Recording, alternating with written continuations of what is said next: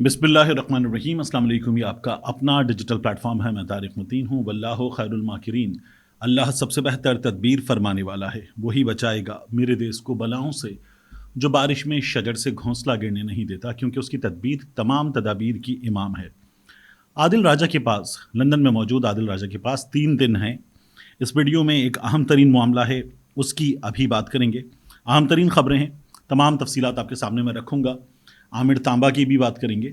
लेकिन इन तमाम चीज़ों से पहले आपसे दरख्वास्त है कि इस खाकसार को, इस नाचीज़ को सब्सक्राइब कीजिए, बेल आइकॉन प्रेस कीजिए, लाइक कीजिए, कमेंट कीजिए। और यही दरख्वास्त आपसे अलग न्यूज़ के सिलसिले में भी है। अब इस वीडियो के मौज़ूआत की बात करें। सबसे पहले मैं जो आदिल राजा का मामला, उससे भी पहले बिलावल भुट्टो ज़रदारी ने एक बात की है, आपके सामने रखना चाहूँगा। बिलावल भुट्टो ज़रदारी ये कह रहे हैं कि जुल्फ़िकार अली भुट्टो, उनकी 45वीं बरसी थी, तो वो कहते हैं कि आज भी जुल्फ़िकार अली भुट्टो अपनी कब्र में बैठकर हुकूमतें बना रहे हैं, हुकूमतें गिरा रहे हैं। उन्होंने ये बात की कि शहीद कुरान पाक के फरमान के मुताबिक, अल्लाह रब्बुल इज़्ज़त के फरमान के मुताबिक शहीद ज़िंदा होता है, हम इसका शऊर नहीं रखते। जुल्फ़िकार अली भुट्टो शहीद ज़िंदा हैं, वो आज भी हुकूमतें बना रहे हैं, हुकूमतें गिरा रहे हैं। उन्होंने कहा कि कायदे अवाम के मुखालिफ भी कुछ सियासतदानों ने 9 सितारों वाला पाकिस्तान नेशनल अलायंस PNA बनाया था। आज भी कुछ ऐसे सियासतदान हैं जो PNA पार्ट 2 लेकर आना चाहते हैं। ये जो मुहिम चल रही है, बिलावल भुट्टो ज़रदारी इस मुहिम की बात कर रहे थे। और फिर उन्होंने ये बात भी की कि आसिफ अली ज़रदारी साहब ने जब पिछली बार सदर थे तो 73 का आइन बहाल किया था। वो ये कहते हैं कि अब भी ज़रदारी साहब से बड़ी उम्मीदें हैं। 2 सूबों में जियालों की हुकूमतें हैं। बिलावल भुट्टो ज़रदारी ये बात कर रहे हैं और हुकूमतें गिराने और बनाने की बात कर रहे हैं। जब बिलावल भुट्टो ज़रदारी बता रहे हैं ना कि जुल्फ़िकार अली भुट्टो कब्र में बैठकर हुकूमतें बनाते हैं, हुकूमतें गिराते हैं, तो मुझे एक वाक़या याद आता है। एक घर में घर वाले बहुत परेशान थे, उन्हें लगता था कुछ है। तो एक बाबा आया। बाबा ने कहा कि आपके घर में आसेब है, मैं ये आसेब निकाल दूंगा, आपको बाबा की खिदमत करनी होगी। घर वालों ने बाबा की खिदमत शुरू की। बाबा के लिए एक बड़ा सा दस्तरखान लगाया गया। बाबा ने अनवा अक़साम के खाने बनवा लिए और खाना शुरू कर दिया और खाता ही चला गया। अब घर वाले चाहते थे कि बाबा घर में जो भी आसेब है उसको निकाल दे। तो उन्होंने बाबा से कहा कि बाबा, आप काम कब करेंगे, आसेब कब निकालेंगे? तो बाबा मज़ीद खाता रहा और खाते खाते उसने कहा, खाना खा लूँगा फिर निकालूँगा। तो घर के फ़र्द ने कहा कि जो खाने के बाद आप निकालेंगे वो आसेब होगा। तो जो जुल्फ़िकार अली भुट्टो, बिलावल भुट्टो ज़रदारी कह रहे हैं कि कब्र में बैठकर हुकूमतें बना रहे हैं, गिरा रहे हैं। तो जो हुकूमतें बना रहे हैं, गिरा रहे हैं, क्या बिलावल भुट्टो ज़रदारी को यकीन है कि वो जुल्फ़िकार अली भुट्टो हैं? इस बात की वजाहत बिलावल भुट्टो ज़रदारी को करनी चाहिए, क्योंकि उनके अपने असिस्टेंट रह चुके मुस्तफ़ा नवाज़ खोखर साहब जो हैं, वो बता चुके कि हुकूमतें कौन बनाता है, कौन गिराता है। उनकी पार्टी के दीगर लोग भी बता चुके। और बिलावल भुट्टो ज़रदारी ख़ुद जिस शहबाज शरीफ पर, नवाज़ शरीफ पर कल तक तनकीद कर रहे थे, इंटरव्यूज़ में कह चुके थे कि मुमकिन नहीं है कि इनके साथ हुकूमत बनाएं, महंगाई ली गई, ये लोग उनके साथ हुकूमत में बैठे हुए हैं। तो क्या ये भी जुल्फ़िकार अली भुट्टो का विजन है? और बिलावल हमें मज़ीद भी बताएं। अगर जुल्फ़िकार अली भुट्टो हुक्मरान दे रहे हैं तो शहीद हैं, कब्र में हैं, उनके पास ज़्यादा विजन, ज़्यादा दूर तक देखने की सलाहियत होगी। तो जुल्फ़िकार अली भुट्टो से कहकर हमें एक ऐसा हुक्मरान दिलवा दें, बिलावल भुट्टो ज़रदारी, जो थर की भूख मिटा दे। हमें बिलावल भुट्टो ज़रदारी जुल्फ़िकार अली भुट्टो से कहकर एक ऐसा हुक्मरान दिला दें जो सिंध से वडेरों की निजी जेलों का खात्मा करवा दे। हमें एक ऐसा हुक्मरान दिलवा दें बिलावल भुट्टो ज़रदारी जो नाजिम जोखियो जैसों को इंसाफ दिलवा दे, उनके कातिलों को बैरून मुल्क भगाए, मौका पड़ने पर वापस बुलवाए, उनके लिए तमाम सहूलतें मुहैया करे। ऐसा हुक्मरान ना हो, ऐसा हुक्मरान हो जो नाजिम जोखियो जैसों को इंसाफ दिला दे, जो अजीज़ मेमन जैसे सहाफ़ी को, जान मोहम्मद महर जैसे सहाफ़ी को इंसाफ दिला दे, तहफ़्फ़ुज़ दिला दे। ऐसा हुक्मरान बिलावल भुट्टो ज़रदारी जुल्फ़िकार अली भुट्टो से कह के हमें दिलवा दें। ऐसा हुक्मरान दिला दें जो उम्मे रुबाब जैसी बेटियों को इंसाफ दे, तहफ़्फ़ुज़ दे। ऐसा हुक्मरान दिला दें बिलावल भुट्टो ज़रदारी जुल्फ़िकार अली भुट्टो से कहकर, जो कच्चे के डाकुओं का पक्का खात्मा कर सके। ऐसा हुक्मरान दिला दें।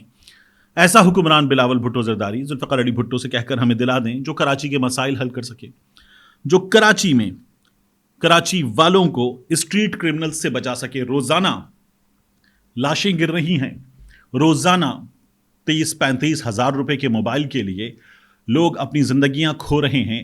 और अगर ये भी नहीं कर सकते تو کم از کم کوئی ایسا حکمران دلا دیں جو مر جانے والوں کے زخموں پر نمک پاشی نہ کرے، ضیاء الانجار کی طرح، ہمارے پولیس والوں کی طرح، ہمارے دیگر وزراء کی طرح، پیپلز پارٹی کے وزیروں کی طرح، رہنماؤں کی طرح کراچی والوں کے زخموں پر نمک پاشی نہ کرے، کیونکہ شہید ایک حکمران دلائیں تو ایسا حکمران بلاول بھٹو زرداری ہمیں دلوا دیں ذوالفقار علی بھٹو سے کہہ کر کہ جو کم از کم پاکستان پیپلز پارٹی کو خود شرمندہ رسوا ہونے سے بچا سکے. ایسا تو بلاول بھٹو زرداری کو کم از کم ضرور کرنا چاہیے. اب بات عادل راجہ کی. عادل راجہ کو لندن میں جرمانہ ہو گیا ہے.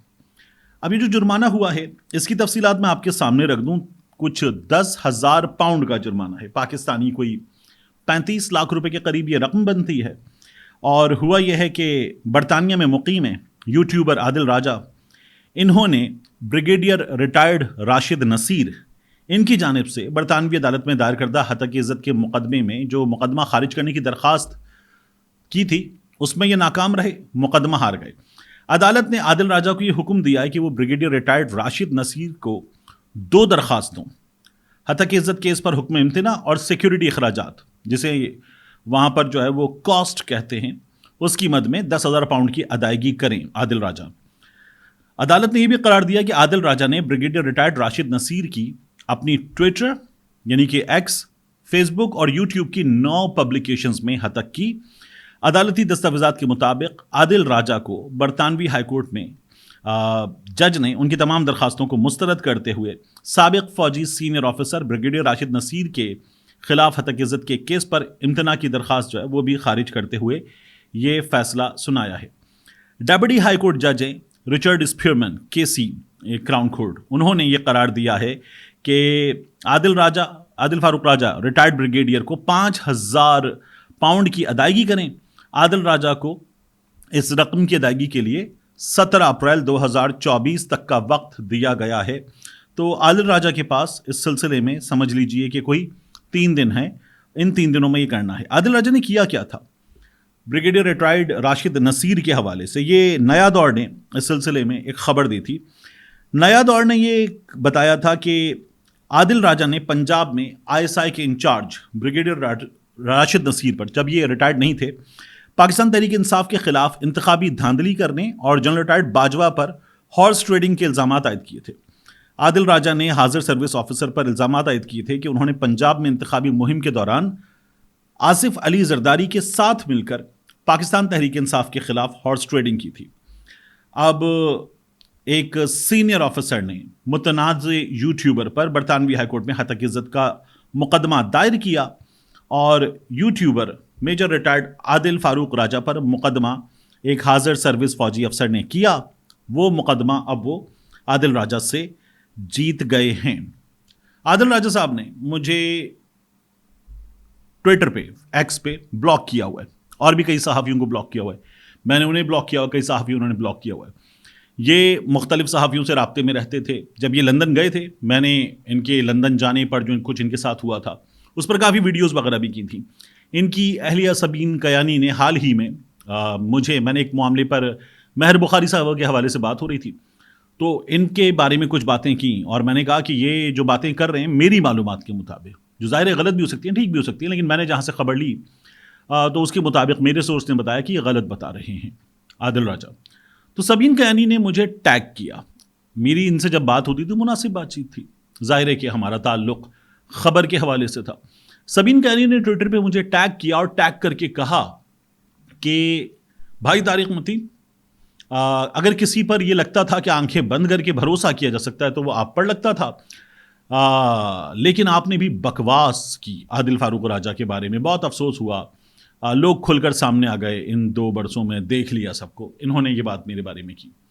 تو میں نے کہا بہن آپ اب بھی بھروسہ کر سکتی ہیں، کرنا چاہیں تو آپ کی مرضی ہے، لیکن عادل فاروق راجہ سے کہیں کہ یہ جو زبان اکثر استعمال کرتے ہیں اس زبان کے معاملے میں احتیاط کریں، ان کو خود کو بھی نقصان ہوگا. میں نے تب بھی ان کو یہ بتایا تھا.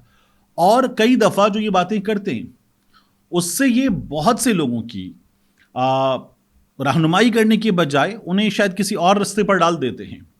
ان سے مجھے ظاہر ہے کہ ہر چیز پر اختلاف کیوں ہوگا، جو یہ کر رہے ہیں وہ یہ کر رہے ہیں، ان کی مرضی ہے. پاکستان میں جبر کی ایک فضا ہے، اس جبر کی فضا کے حوالے سے ہم بہت سے لوگ بات کرتے ہیں اور کرتے ہیں، بٹ میں نے تب بھی ان سے کہا کہ عادل فاروق راجہ صاحب جو ہیں وہ بہت سی چیزیں بہت غلط کر گئے ہیں گزشتہ کچھ عرصے میں، اور اس کے نتائج بھی کچھ نکلے ہیں، تو انہیں اس چیز سے اجتناب کرنے کی ضرورت ہے، یہ میں نے تب کہا تھا۔ اب ان پہ یہ جو جرمانہ ہو گیا کوئی 35 لاکھ روپے کے آس پاس کا، یہ کوئی اتنی بڑی رقم نہیں ہے عادل فاروق راجہ صاحب کے لیے، تو بالکل بھی نہیں ہے، بٹ جو امپیکٹ ہے کیس ہارنے کا، وہ امپیکٹ بہت بڑی چیز ہوتا ہے۔ تو یہ پاکستان میں اگر اپنے کیسز ثابت کریں، میں تو جو حالات ہیں ان میں ڈیمانڈ بھی نہیں کرتا، لیکن کم از کم انہیں جب ان کے پاس یہ تمام چیزیں تھیں تو لندن میں یہ مقدمہ جیتنا چاہیے تھا۔ مقدمہ ہارنے کا اپنا ایک امپیکٹ ہوتا ہے اور ٹھیک ٹھاک امپیکٹ ہوتا ہے، تو انہیں یہ مقدمہ ہارنے کا جو نتیجہ ہے وہ دیکھنا ہوگا کہ اب کیا ہوتا ہے ہمارے سامنے، امپورٹنٹ چیز ہے۔ اس کے علاوہ رانا ثناءاللہ صاحب جو ہیں، انہوں نے محسن نقوی کی نگراں حکومت کو، خیبر پختونخوا کی نگراں حکومت کو، انوار اللہ کاکڑ کی نگراں حکومت کو، بلکہ سبھی نگراں حکومتوں کو، کیونکہ تمام نگراں حکومتوں نے اپنی مدت سے زائد کام کیا، تو یہ تو آئین ٹوٹنے والا معاملہ ایٹ دا فرسٹ پلیس تھا۔ رانا ثناءاللہ نے یہ کہا ہے کہ یہ سب جو ہیں وہ کسی آسیب کی طرح پاکستان پہ مسلط تھیں، اور انہوں نے جو بات کی وہ منیر نیازی مرحوم کا ایک شعر ہے، اس کا نثری ورژن ہے رانا ثناءاللہ کی گفتگو، یعنی وہ یہ کہتے ہیں کہ یہ آسیب تھا، اس آسیب کی وجہ سے حرکت تیز تھی، سفر بہت آہستہ ہو رہا تھا۔ منیر نیازی مرحوم نے فرمایا تھا اپنے شعر میں کہ منیر اس ملک پہ آسیب کا سایہ ہے کہ کیا ہے، کہ حرکت تیز تر ہے اور سفر آہستہ آہستہ۔ تو مجھے جو ہے وہ، اگر یہ شعر صحیح یاد ہے، کچھ ایک آدھ غلطی ہو سکتی ہے، آپ پھر تصحیح بھی کر دیتے، تو یہ جو رانا ثناءاللہ نے بات کی ہے، اس کو دیکھیے، محسن نقوی آنکھیں نہ دکھائیں، اس کو دیکھیے، محسن نقوی کی مہربانی ہے، وہ جو چاہیں بن سکتے ہیں، انہوں نے وزیر داخلہ بننے تک اکتفا کیا، اس کو دیکھیے، اور محسن نقوی کو دیکھیے، پھر محسن نقوی کی پنجاب میں حکمرانی کو دیکھیے، پھر محسن نقوی پر ہونے والی مہربانیوں کو دیکھیے، تو آپ کو نظر کیا آئے گا؟ آپ کو نظر یہ آئے گا کہ نون لیگ جان چھڑانا چاہتی ہے، کچھ چیزوں سے جان چھڑانا چاہتی ہے، لیکن نون لیگ والے جان نہیں چھڑا پا رہے۔ اب جب جان نہیں چھڑا پا رہے تو آپ نے دیکھا ہے وہ کردار جو بندھا ہوا ہو اور اس کے سامنے ایک کردار قہقہی بھی لگا رہا ہو، ہنٹر بھی لہرا رہا ہو، اس کو بتا بھی رہا ہو کہ تم کتنے بے بس ہو، تو وہ کردار کچھ اور نہ بھی کر سکے تو وہ ڈائلاگ ضرور مارتا ہے، وہ کردار یہ بھی بتاتا ہے کہ تم کسی قابل نہیں ہو، مجھے باندھ کے رکھا ہوا ہے، تو پھر اس میں کون سا کمال ہے۔ تو رانا ثناءاللہ ہوں، میاں جاوید لطیف ہوں، تھوڑے تھوڑے سے میاں نواز شریف ہوں، یا ان لوگوں کے صحافی ہوں، جو ان لوگوں کے صحافی ہیں، یہ سب کے سب بالکل اسی کردار کی طرح جو بندھا ہوا ہوتا ہے، جس کے سامنے ویلن یا ایک اور کردار جو ہے وہ ہنٹر ہو ہاتھ میں، یا ہاتھ میں ہتھیار ہو، وہ ہنستا ہے، قہقہے لگاتا ہے، بے بسی کا مذاق اڑاتا ہے، تو یہ لوگ جو ہے وہ اس طرح کی باتیں کرتے ہیں، ایسے کردار کہ تم کس قابل ہو، باندھ کے رکھا ہوا ہے تو اس میں کون سا مقابلہ، کھولا چھوڑ دو، اور ہمیں تو کچھ کرنے نہیں دے رہے، اس طرح کی باتیں، اس میں کون سی مردانگی ہے، اس میں کیا بات ہے۔ تو اسی لیے رانا ثناءاللہ ان کو آسیب کہہ رہے ہیں۔ رانا ثناءاللہ ان کو کہتے ہیں کہ ہمیں آنکھیں مت دکھائیں، وہ یہ بھی کہتے ہیں کہ ان کے پاس طاقت ہے، طاقت کہاں سے ہے، اس طرح کے تانے بھی دیتے ہیں۔ اگر آپ کو یہ تانے دینے تو پھر ٹھیک ہے، دیں تانے، لیکن ساتھ میں نکل جائیں۔ آپ کو کسی نے زبردستی بٹھایا ہوا ہے، الگ ہو جائیں۔ آپ خود مانتے ہیں کہ آپ الیکشن ہارے، آپ کی جماعت کے اکثر لوگ الیکشن ہارے، اور یہ جو آپ لوگوں کے پاس حکمرانی ہے یہ آپ لوگوں کی نہیں ہے، یہ میاں جاوید لطیف بتا چکے، لیکن پھر بھی چمٹے ہوئے ہیں آپ۔ کرسی ہے تمہاری، جنازہ تو نہیں ہے، کچھ کر نہیں سکتے تو اتر کیوں نہیں جاتے، وہ والا حال ہے، لیکن چمٹے رہنا ہے کیونکہ اقتدار ہے۔ اور میاں نواز شریف بھی اب اس مہم میں، جو یہ لوگ میاں نواز شریف کے لیے اس وقت بول رہے ہیں، ساتھ دے رہے ہیں، وہ بھی دیکھیں کہ میاں نواز شریف اس مہم میں باہر نکل کر کچھ کرنے کے موڈ میں نہیں ہے۔ اب بھی وہ اپنی بیٹی کا اقتدار بچانا چاہتے ہیں، اپنی جماعت کا اقتدار بچانا چاہتے ہیں۔ میاں نواز شریف اب بھی right side of the history پر کھڑے ہونے کے بجائے اب بھی اپنے ساتھ ہونے والے مبینہ مظالم پر بات کرنا چاہتے ہیں، اور چاہتے ہیں کہ اس کا سلسلہ شروع کیا جائے 2017 سے۔ تو ایسے تو ہوتا نہیں ہے۔ اگر آپ آج کے چیپٹر کو پھیلا کر 2017 تک لے جانا چاہتے ہیں تو پھر اگلے یہ نہیں کرنے دیں گے آپ کو، پھر اگلے آپ کو کہیں گے کہ اس کو پھر ملک قیوم تک لے کر جاؤ، اگلے آپ کو کہیں گے کہ اس کو پھر جسٹس سعید الزماں صدیقی تک لے کر جاؤ، اس کو پھر رفیق تارڑ تک لے کر جاؤ، اس کو پھر جو اسلامی جمہوری اتحاد بنایا تھا وہاں تک لے کر جاؤ۔ اس کو پھر جو تمہیں حکمرانی ملی تھی جنرل ضیاء الحق کا روحانی بیٹا بننے کے نتیجے میں وہاں تک لے کر جاؤ تو پھر اگلے چھوڑتے نہیں ہیں. تو میاں صاحب right side of the history کبھی بھی نہیں کھڑے ہوتے. میاں صاحب جب بھی بات کرتے ہیں اپنے لیے بات کرتے ہیں. میاں صاحب لوگوں کے لیے بات نہیں کرتے, اس لیے لوگ میاں صاحب کی بات کرنا بند کر چکے ہیں. یہ بات میاں نواز شریف صاحب کو سمجھ لینی چاہیے. ان کے ساتھ ہی اب تھوڑا سا کس مسانے کی, بل بلانے کی, کل بلانے کی کوشش تو کر رہے ہیں مگر کھل کے بات نہیں کریں گے.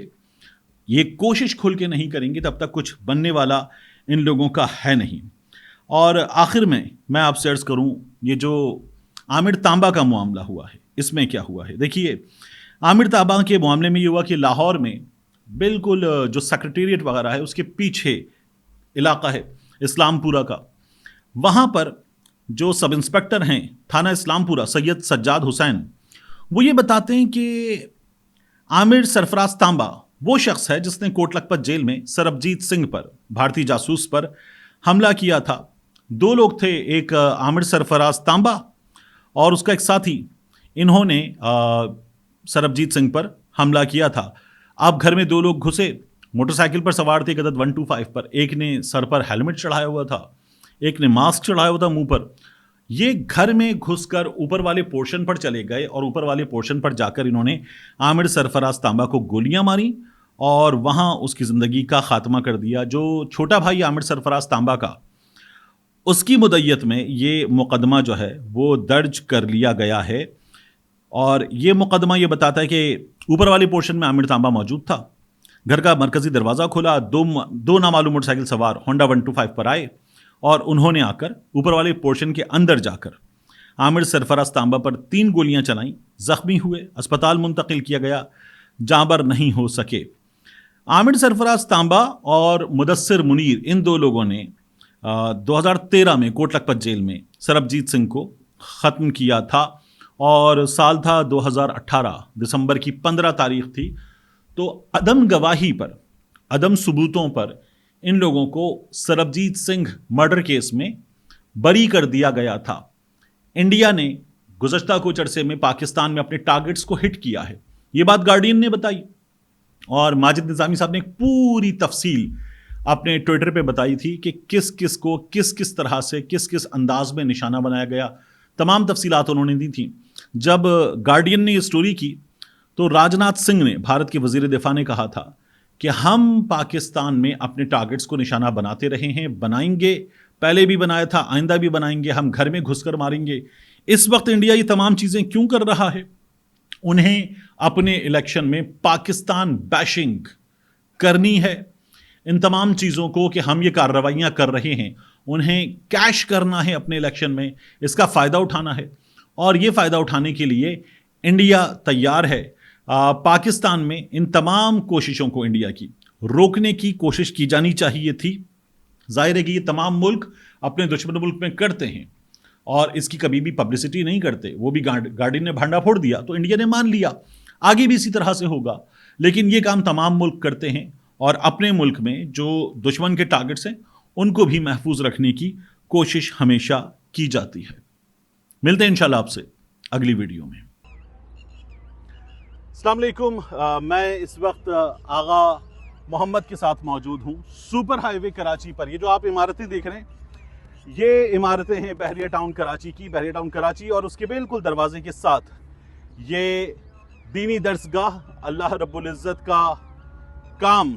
یہ قرآن میں اللہ تعالیٰ فرماتا ہے کون ہے جو اللہ کی مدد کرے, اللہ کے لیے انصار کون ہے, یہ اللہ رب العزت سوال کرتا ہے. یعنی اللہ ہمیں موقع دیتا ہے کہ ہم اس کے دین کے لیے کچھ کر سکیں. آغا محمد میرے ساتھ موجود ہیں. آغا صاحب السلام علیکم. وعلیکم السلام ورحمۃ اللہ. یہ فرمائیے کہ یہ جو ہے مسجد تو ماشاءاللہ بہت خوبصورت, بہت عالیشان ہے اور اللہ کا گھر جیسا ہونا چاہیے. اللہ ہمیں توفیق دے کہ ہم ویسا کام کر سکیں. اس کے بارے میں بتائیں یہ کیا ہے؟ جی طارق صاحب, یہاں کی سب سے پہلے پس منظر تھوڑا سا میں آپ کو خلاصتاً بتا رہا ہوں. یہاں پر جب ہمارا آنا ہوا 1996 میں, 1996 سے لے کر 2010 تک ہم خیموں میں رہتے تھے. ٹھیک. تو بہت ہی مشکل زندگی بسر کیا. تو حضرت آغا صاحب کے والد صاحب ہمارے دادا آغا صاحب کو بار بار یہ کہتے تھے کہ آپ چند لمحے تک صبر کر لیں, یہ جنگل ہے، یہ منگل ہی بنے ہیں. ٹھیک. تو پہلے تو یہ تھے کہ ہم تھوڑے سے آزاد تھے. آزاد سے مطلب یہ تھے کہ شہر سے دور تھے، اتنے بوجھ اور زیادہ ذمہ داری ہمارے سر پر نہیں تھے. ٹھیک. تو ابھی جب شہر ہی آ گیا تو ہمارے ایک ارادہ ہے، ایک فکر ہے، ایک سوچ ہے کہ یہاں پر ہم ایک ایسا عظیم دینی درسگاہ بنائے ہیں جس میں دینی تعلیم بھی ہو اور عصری تعلیم بھی ہو اور مخلوق کے لیے ایک خدمت ہو، اور اللہ تبارک و تعالیٰ اس دین کو مزید پھیلا ہے. تو یہاں اس کے لیے ہم نے ایک تعمیر شروع کیا جو 6 منزلہ پر مشتمل ہے. تو ہم سے جتنے 6 منزلیں ہوں گی، 6 سٹوریز. ٹھیک. جی، تو ہم سے جتنا ہو سکتے ہم تو خود لگے ہوئے ہیں. تو مزید بھی اللہ تبارک و تعالیٰ ان لوگوں کو خدمت کرنے کی توفیق دے جو خدمت کر رہے ہیں، جن اللہ نے نوازا.